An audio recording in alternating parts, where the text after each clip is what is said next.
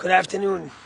Yesterday I was walking to Shul for what was going to be a big Shabbos. We had the South African men's choir, Chaz and Chani, a big celebration. Hundreds of people were coming. And as I'm walking into Shul, someone comes running over to me, a couple, and they say, "Rabbi, did you hear the good news?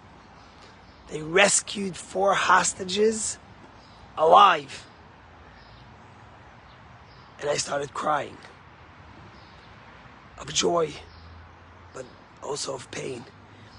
The last time I came to Shul to hear news was October 7th. We had been in our sukkah till midnight, and the next morning I showed up in Shul, and Shul was full of people, crying, worried, concerned. And they told us the shocking, painful news, which got worse every day as we found out more.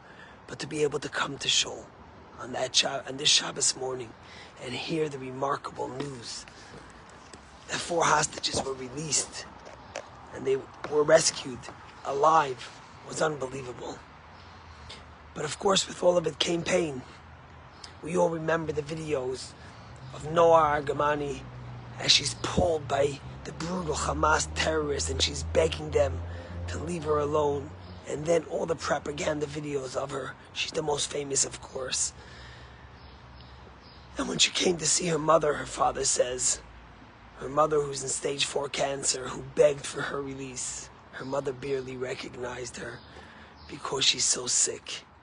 And then, of course, we heard about Almog Meir, whose father, as they came to tell him that his son was released, they found him dead. He had died of a heart attack from all the pain he's been suffering over the last 8 months.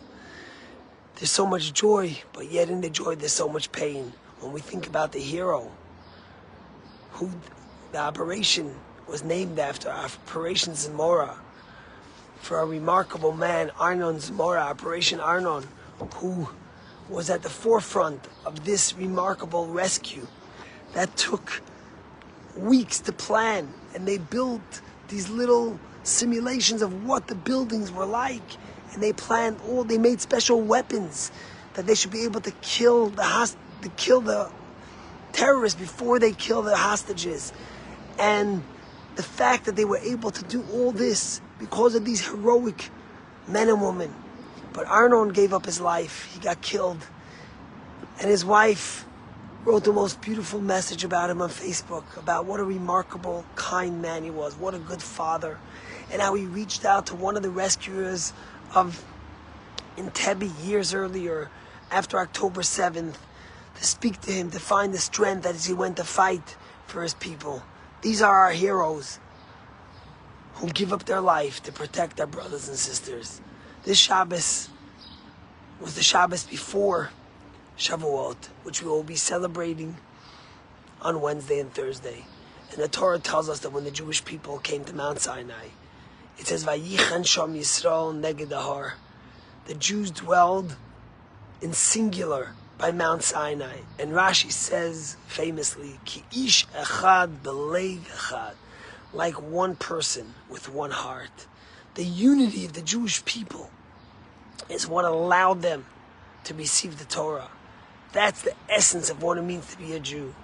When you see a hero like Arnon Zmora fight and give up his life with hundreds of other soldiers who went on this rescue to bring home these 4 hostages, it reminds you of what we said in the Haftorah this Shabbat from Hosea. God says, "I'll betroth you to me forever. I'll betroth you to me with justice, with kindness, with compassion, and you will be mine with faith forever." God promises us that when we're united, when our faith in Hashem is strong, we have miracles, we have blessings. We live in a world of hypocrisy where CNN and the Washington Post blasts 4 hostages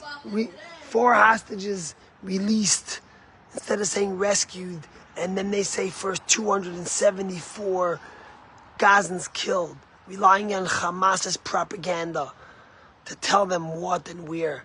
Even when we are rescuing our hostages, we live in a world that doesn't want to allow us to protect our own. that rather celebrate with Hamas and people who consider themselves innocent civilians but hold captives and hostages in their home for months under duress without light. Let us not forget, we can't change these anti-Semites and the way they view us, but what we could do is be together and united. And then God says, I will betroth you to me forever. I will betroth you to me with faith. We will continue till we bring them each home, till they're all released and being able to reunite with their families. Have an awesome